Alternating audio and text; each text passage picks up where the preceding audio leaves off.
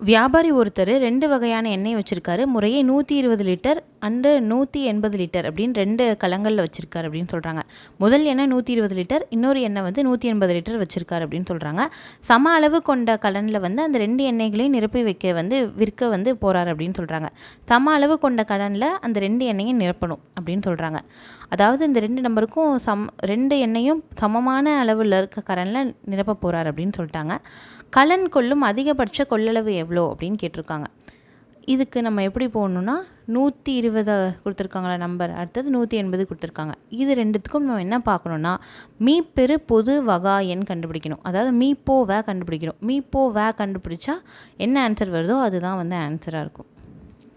முதல்ல இதை ரெண்டுத்துக்கும் பொதுவான எண்ணாக எதை வந்து ட்ரை பண்ணலாம் அப்படின்னா பாருங்கள், 10 ரெண்டுத்துக்குமே வருமா? ஸோ 10ஆல் வகுத்தா என்ன வரும்? இங்கே 12 வருது, இங்கே 18 வருது.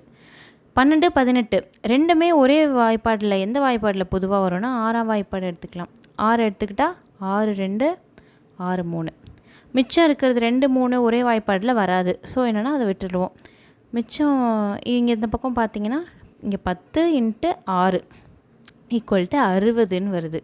60 தான் இந்த கொஷினுக்கான ஆன்சர். தேங்க்யூ.